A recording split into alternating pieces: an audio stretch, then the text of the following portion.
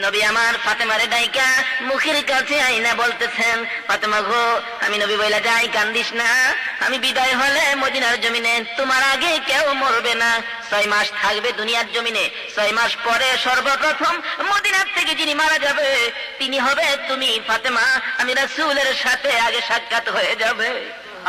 ফাতেমা এই খবর পাইয়া শান্ত হলেন, নবীর মাথার পাশে বসে আছেন। এমন সময় দেখা যায় কে যেন ডাকতেছে, দরজা খুলো।